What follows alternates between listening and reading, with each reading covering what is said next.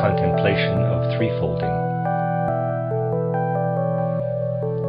Yesterday and the day before, I attempted to present to you how necessary it is for the future evolution of humanity that human beings arrive at true self-knowledge, meaning a knowledge of humanity's being itself, and also that it is altogether impossible to arrive at a knowledge of humanity's being without first discovering the connection between that being and the more than earthly worlds. The physical body of the human being is only a small part of what it bears through the journey of its life. But this physical body alone, in the form in which it currently exists, is essentially a product of the earth. Everything else that is a part of the human being is not a product of the earth, as I discussed with you in the two previous lectures. Now, the current physical structure of the human body already hints at the fact that the human being as such is a being with an existence that extends beyond the immediate present. To be sure, the physical structure of the body points directly toward the earthly, but within its earthly context, the physical structure of the human body directs us to look beyond this immediate historical moment into the past and into the future. We named several cognitive faculties of the human soul in the previous lectures: sense activity, intelligence, the ability to recollect things, and we also named feelings, desires, and will activity as faculties of a more appetitive nature.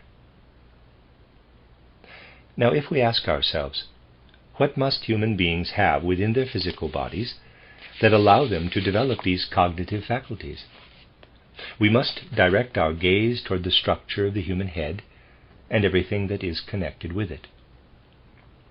The physical structure of the human head is necessary, though only in the sense that I discussed yesterday, and really only in that sense, in order for the capital I, for earthly human consciousness, to develop these cognitive faculties. It is not correct to believe, as a result, that the I-E-Y-E must necessarily be what brings about our sense of sight, but it is correct to say that the I-E-Y-E is the transmitter of sight experiences to the ego and to consciousness. And the same goes for the other, specifically the higher senses. In this way, and with many variations on what I have just said, the physical human body points directly toward the earthly, but at the same time it hints at something beyond the present moment, such that we can say, the physical body of a person that we see standing before us points backward, toward that person's previous incarnation in the physical structure of the head. Just as our intelligence points backward toward the far distant past, toward sun evolution, so do our present physical bodies, with their earthly arrangement of cognitive soul faculties, meaning the directing of those cognitive faculties toward the ego consciousness, point backward toward our previous lifetimes. I have already drawn your attention in the past to what the human head actually is. Schematically, you could depict it as follows, and there's a drawing. The human being consists of a head and then of the rest of the body. Let us say that this is our current lifetime. This is our present lifetime, and this is our next lifetime, references to the pictures. We can say, the head we possess now in our current lifetime came about through a metamorphosis of the limbs and torso of the physical body that we possessed in our previous lifetime. And we have lost the head we had during that previous lifetime. Of course, I do not mean that the actual physical organism of our limbs and torso, that is self-evident. Rather, I mean the forces, the shaping powers that the physical structure possessed. Everything that we currently bear as part of our bodies, excluding the head, which is the bearer of our cognitive faculties on behalf of our ego, Our limbs and torso, these will become the physical structure of our head in our next incarnation. You all bear within you now the forces that will be concentrated into your heads during your next earthly life. The actions that you take with your arms, the actions you perform with your legs, all of this will go into the inner structure of your head in your next incarnation. And the forces that stream outward from your head during your next earthly life, that becomes your karma, your destiny for the incarnation to come. But everything that is to become your destiny in that coming incarnation travels into those future lifetimes, first through the limbs and torso that you have now. If, let us say, you have an intimate relationship with another person during one lifetime, this is something that involves actions taken by your physical body. This will then become a force within the structure of your head in your next incarnation, which will in turn affect your destiny. And so our head and the capacities within it are always connected with our previous incarnations, namely with the torsos and limbs we had during that prior lifetime. The human being lies at the root of these great transformations. The head is a transformed physical structure stemming from a prior incarnation, and the physical structure of the current body, and particularly its limbs, lays the foundation for the structure of the head in the next earthly life. In a certain sense, this has a definite practical significance for human society. And when people come to know that they are integrated into human evolution in this manner, then they begin to feel their way into this life on earth properly, and will be able to understand certain things that would be otherwise incomprehensible. We are currently living, as I have said before, in the 5th post-Atlantean epoch. This epoch began in the middle of the 15th century. In other words, in the middle of the 15th century, European civilization and its American counterpart, as it later developed, received a different set of conditions for its existence. But, as of now, the results of these new conditions have not truly come into the world. Human beings in civilized nations are living mostly on the basis of habits, including habits of thinking, that are more appropriate to the prior 4th post-Atlantean epoch. We have not steeped our intelligence in things that belong to the present. We have continued to teach ourselves Latin and Greek and so on. An ancient Greek would have had a different perspective on these matters. He would have been confused if, in the time of ancient Greek culture, a teacher had not taught his child Greek, but rather Egyptian or Persian or something of the sort. The time is now past in which we can allow ourselves to linger on the remnants of the Greco-Roman era. All of the people who were born after the middle of the 15th century were, by and large, reincarnations of those who had lived as physical beings on the earth during the Greco-Roman period. What did they bring with them, these reincarnated souls? The heads that came from the bodies they had during the Greco-Roman period. So, if someone was born in, let us say, the 16th or 17th century, that person came to earth with a head, one could also say with cognitive soul faculties, insofar as the head transmits those faculties for our ego consciousness, that stemmed from the body that he or she had in the Greco-Roman era, and consequently with predispositions that also stemmed from that Greco-Roman era. But this period is now coming to an end, if it has not ended already. Soon there will no longer be people being born whose head stems from that epoch.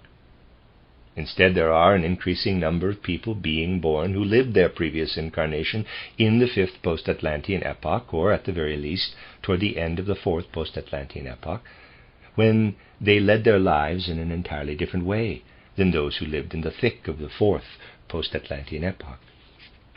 This is not yet true of everyone, but it is true of many, particularly the leading figures of the world. If you want to live into human evolution with a fully awakened consciousness, then you must take this into consideration.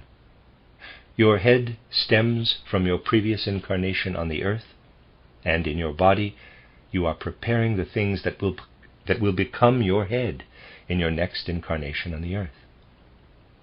And a time must come when an insufficient awareness of this connection in human beings between past and future incarnations becomes as clear an indication of stupidity as not knowing your own age, or believing that you were born only a few weeks ago even though you are an adult, or believing as a 10-year-old that you will always be 10 and never grow into an elderly person. Nowadays, people live very egotistically during their life on earth. That most people believe that we all experience multiple lives on earth, but it is merely a belief, and not the kind of practical, everyday wisdom that this feeling of being in between incarnations must become. Just as it is common knowledge that a 40-year-old man was at one time a child and then a young adult and will go on to become an older man. We must expand the boundaries around the things that human consciousness grasps. This expansion will not occur in a living way unless it is fructified by knowledge that comes from spiritual science. Otherwise it will be nothing more than an abstract belief. Otherwise we will never get beyond people saying, "Oh, yes, I know that I have already lived on earth countless times before, and I will live here on earth countless times in the future." But this kind of belief is meaningless. The only feeling of true integration with human evolution is the feeling that as far as your head is concerned, you are an older person, because your head is the grown-up body of your prior incarnation. As far as the rest of your body goes, you are a baby, because that body will grow up into only a head in your next incarnation.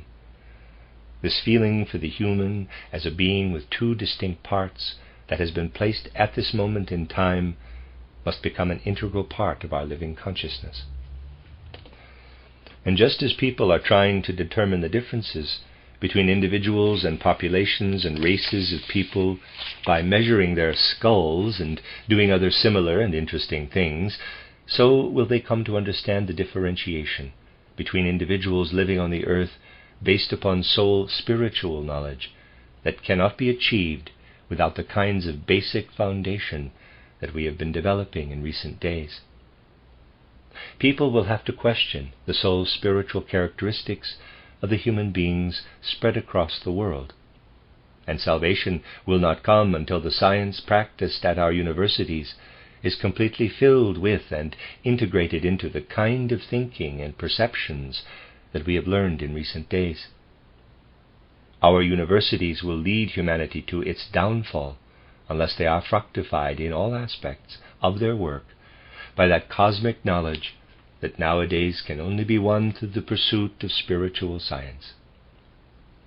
At the same time, the religious feelings of people in the future must be borne up by the knowledge that people can achieve of the soul, what people can achieve of the soul spiritual world.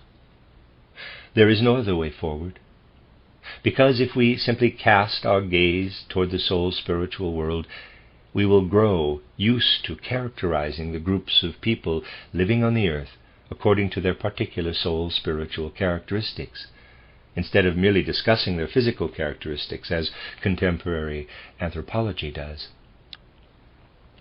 But this matter has a very serious and practical side.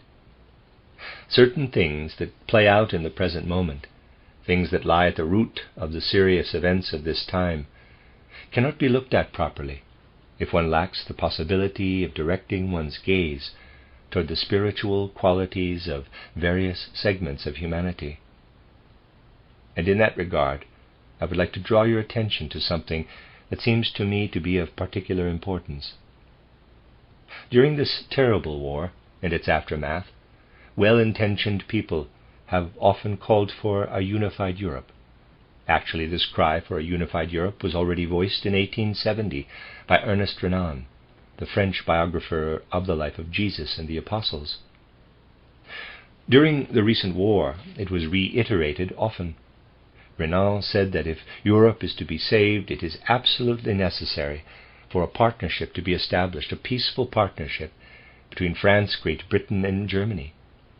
In particular, the people who are not beguiled by public opinion or by the assessments disseminated by others who were particularly focused on one issue or another, supported this view during the war. The call came from many well-intentioned and impartial people. Now you can say, on the other hand, Europe's evolution during the last few decades was such that it actually counteracted those things that a reasonable person would have to recognize as necessary if European civilization is to continue into the future. Without this peaceful partnership, said these impartial people, Europe is finished. But in the past few years we have never arrived at this peaceful partnership. At most we have the illusion of such a partnership.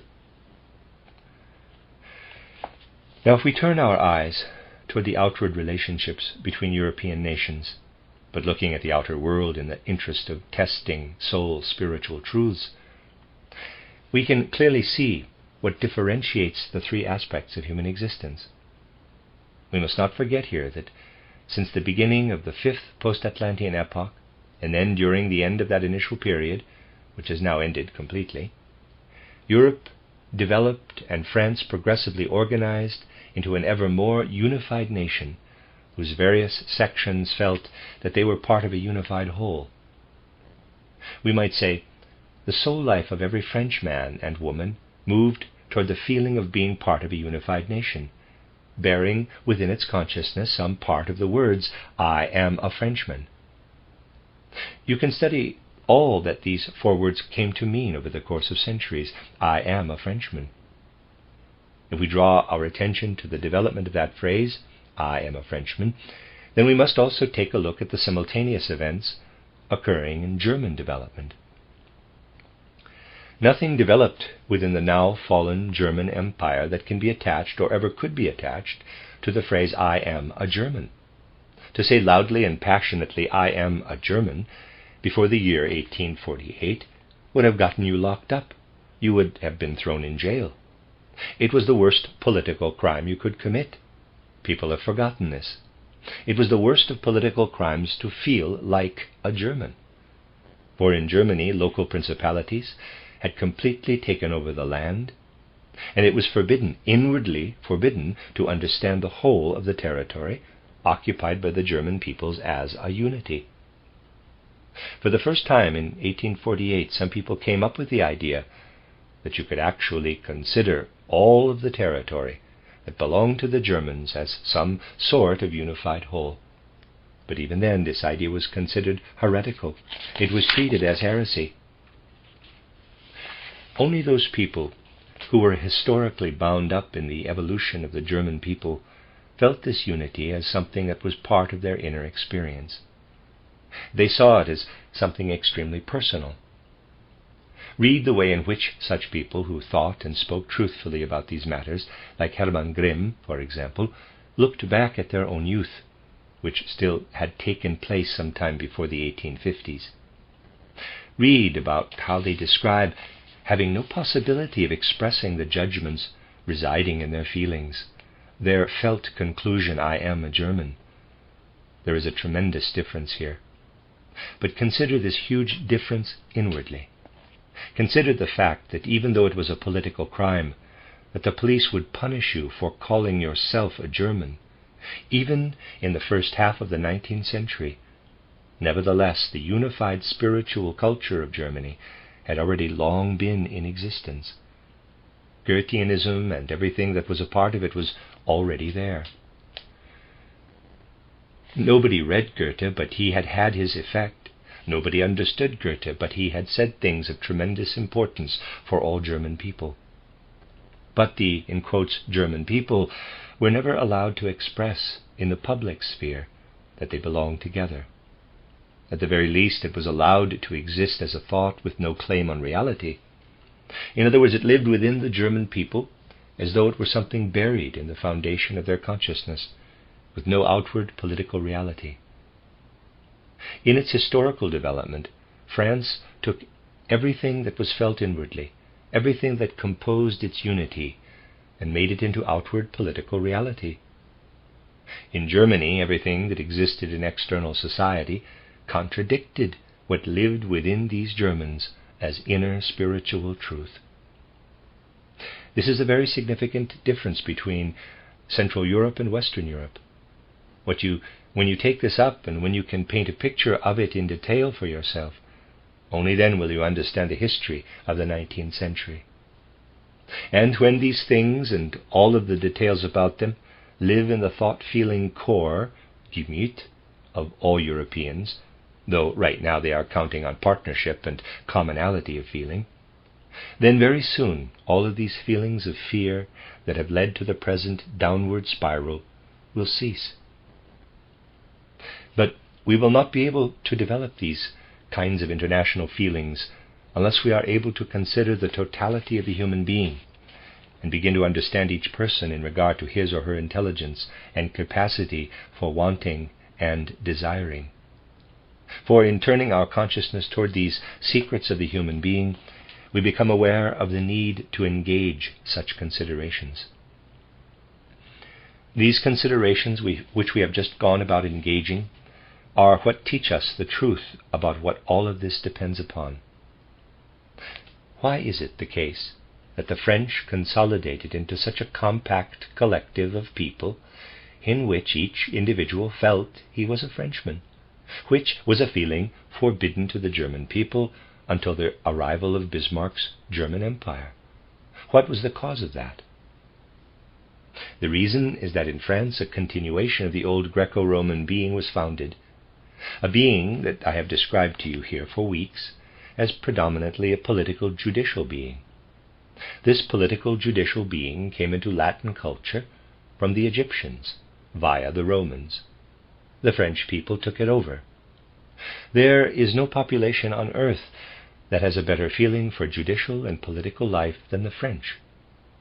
If, on the other hand, you were to find the proper way to penetrate through those, shall we say, oppressive aspects of German evolution in the 19th century, the things that counteracted any outward political developments, that made it necessary to lock people up if they felt that they were German rather than Prussian or Bavarian or Austrian, then you will see clearly into those things with which everything else is connected.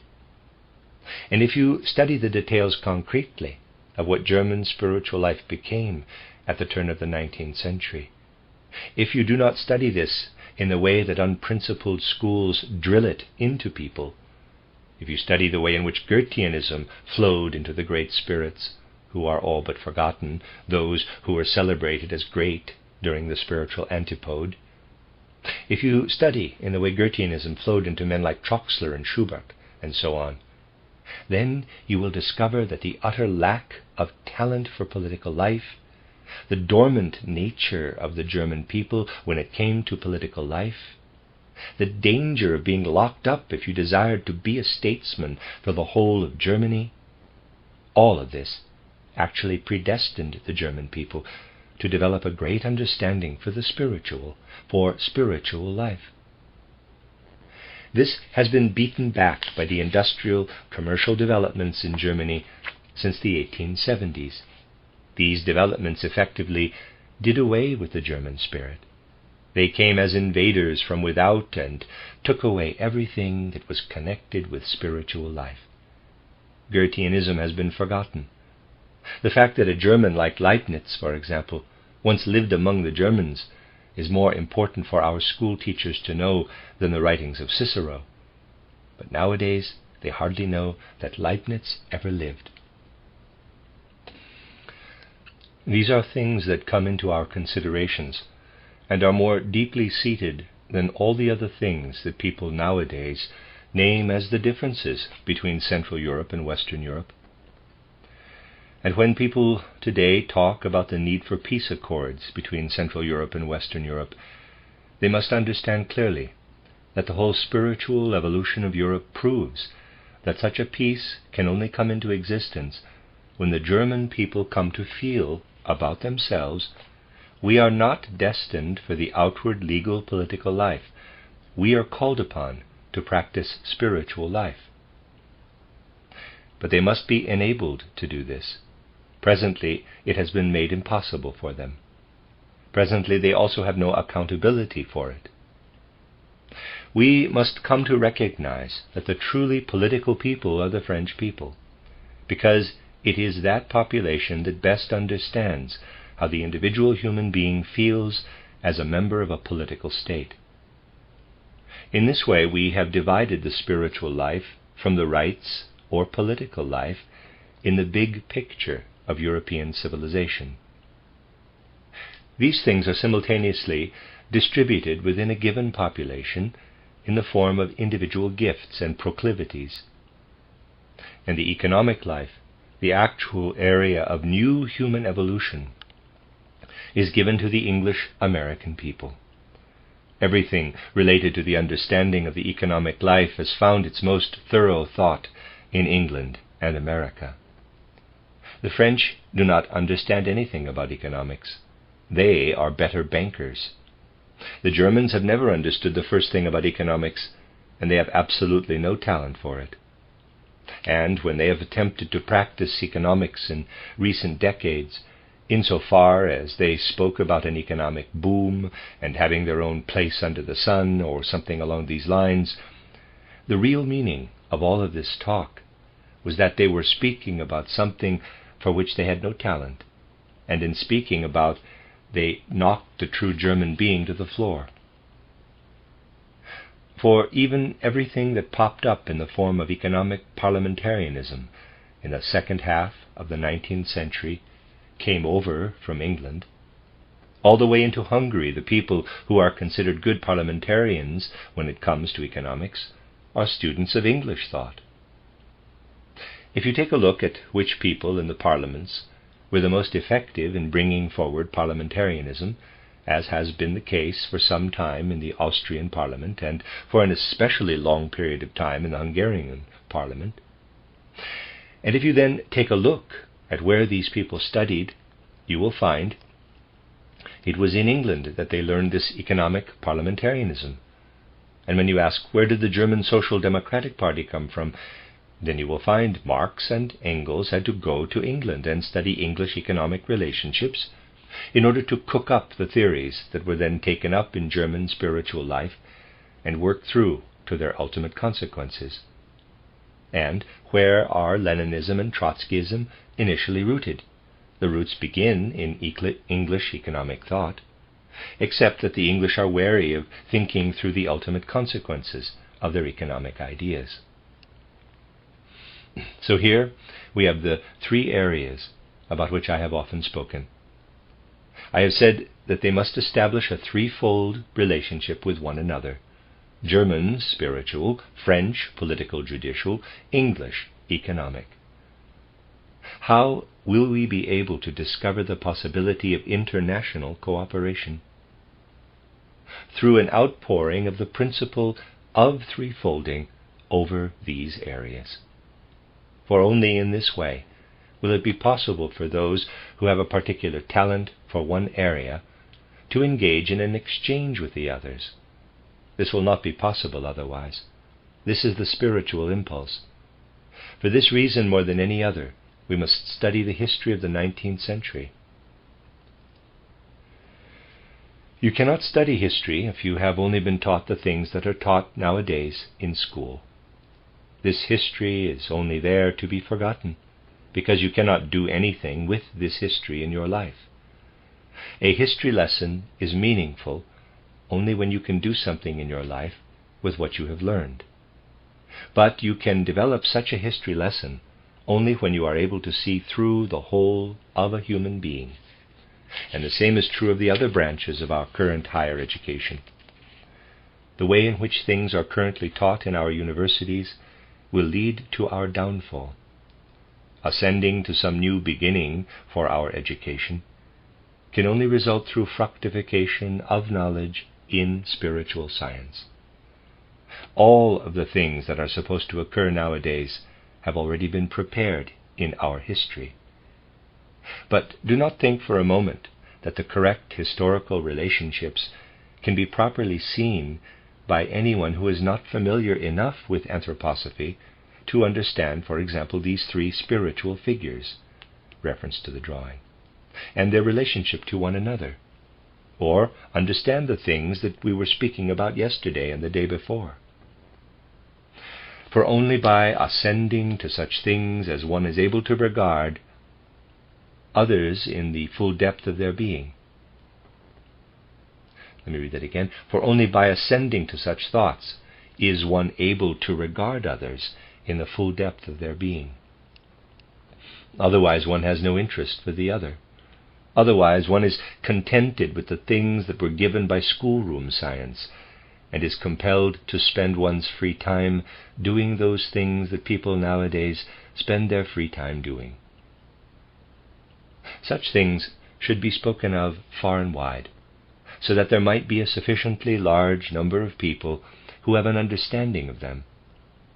Everything nowadays is dependent on there being a sufficiently large number of people who have some understanding of such things. Until there is this sufficiently large number of people who have such an understanding, we can do nothing with these things in the world. We cannot simply turn to institutions. We cannot simply establish new organizational practices.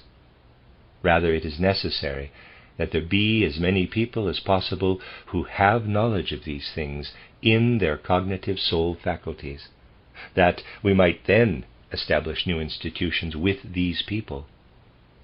Then the oppositional forces will not be able to stand against us anymore. Nowadays you will discover something strange if you examine the thoughts that people have about European life, about the way in which European life should play out between one person and the next. I must tell you here a little about the specific details regarding what occurs. Today I would like to include just a small probe into all of the important concerns that we have before us to consider. Monsieur Frère, who, as I told you, perpetuated the slanderous rumor that I had been an advisor to the former German emperor, that I have been in essence the Rasputin to the German emperor, and so on, he was told off by Dr. Buss in an open letter. And in a postscript to that letter I also mentioned what I have explained here in the past about my relationship, or should I say lack thereof, to the German emperor. Now the man had to admit that he had lied. But he admitted it in a very particular way, a way that is also characteristic of the times. I will attempt as clearly as possible to offer to you in German the French sentences that he wrote. I am actually very glad to present them to you in German, for in German they take on a certain character which I would like to lend to them. So, after the letter from Dr. Buss comes the following, quote, "We, the editors, have given the above letter from Dr. Roman Buss to our correspondent." This is referring to the Herr Frère, who sent us the following reply. The above document is typical for a psychologist. Here we see what Latin irony becomes when seen by German eyes.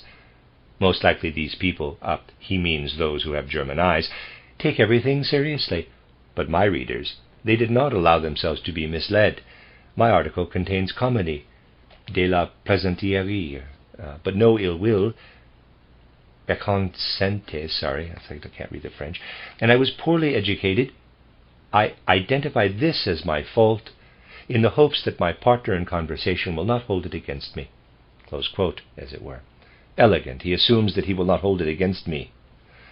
My partner in conversation, I mean the sociologist, continuing the quote, by partner in conversation, I mean the sociologist, whom I referred to as a sociologist, Dr. Steiner, and not the signer of the above letter, to whom I made no mention in my article, Dr. Buss. Indeed, au fait, what is one to make of this affair? Close quote, finally. And so, a man is able to excuse himself with such useless words after not only lying, but committing a most base and vile slander. But you run the risk of being called stupid and unrefined if you take these things so, in quotes, seriously. If you claim that the defamation is not a, and then there's a couple of French words here, plaisanterie, but rather a méconcetta. Sorry, I'm not sure what those are. Then it goes on, and now we come to something particularly noteworthy. Quote, at the time I wrote my article, I knew Rudolf Steiner only from his printed works. Since that time I have come to know him through people who are close to him. my opinion of him has changed entirely, and I had prepared an article in which I presented my respect for the moral significance of his personal work. I admit that the letter from Mr. Arbus has left me somewhat cold." Close quote. That is just wonderful, is it not? Quite wonderful. He would have written the most beautiful article, full of accolades, if only someone had not told him off.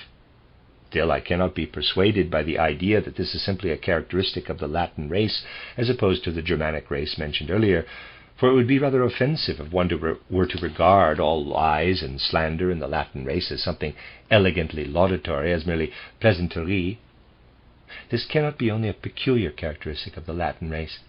Now the gentleman continues, quote, "I could provide answers to many different things in this letter, but what would be the use? Argument. One of the qualities of Latin speech is brevity. I was wrong, I see plainly, to abandon the realm of verifiable facts. I take back my erroneous claims, and I conclude from this experience that the rumors which circulate about, even if they come from a variety of sources, and from people whom one has every right to consider well informed, can nevertheless be false. I will take careful note of this." Close quote. So, first of all, this man is so naive as to believe that he must take all rumors which circulate to be true, since he is only now taking note of the fact that they might not be. And secondly, yes, here we again run the risk of being considered unrefined, or as Frere would put it, German. Just try to think through elegant thoughts like these. It is impossible, is it not? For apparently you are not permitted to do so without belonging to that group of people about whom Frere says, and then there's a French phrase I can't pronounce, close quote, but you cannot help but do so. You have to ask yourself. Quote, "So he takes careful note of the fact that not all rumors that circulate are to be believed. But if you are a person like Frere, then would you not be precisely the kind of person most like to bring those rumors out into a wide variety of circles?" Close quote. Well, there is no use in seeking any true thoughts behind the words of such people. From a document such as this, you can clearly see that it is not a matter of bringing such people to reason. We can only hope to make the rest of the public aware of the fact that shameful people like this are running about in the world, writing articles and spreading falsehoods. It is not a matter of repudiating these people, but rather a matter of rendering them harmless. For the fact that these people exist, this is what is truly harmful. When nothing happens in the world out of spiritual wisdom, we rapidly move ever farther away from the time in which such a sensibility can truly spread throughout the world. For in the end, materialists of all stripes and from all sides will continue increasingly to speak in this way about those who take things up spiritually. Quote, these people, they take everything so seriously, close quote. Soon enough it will be considered serious to speak at all about spirit. And indeed it is serious, but then we are not supposed to be serious. For as long as this kind of sensibility spreads, and it is spreading now, there will be no solid ground on which to better the state of things in Europe. These are the people who have brought Europe to this point. But we must work to ensure that a sufficient number of people gain an understanding of the fact so that it will be different. This should already be evident now to those who have, in some manner, encountered true spiritual scientific striving. Next Friday I will speak particularly about the development of imperialism in the world, which means that it will be an episodic lecture, a brief overview of the historical development of imperialism from the most ancient times, from Egyptian imperialism through to present-day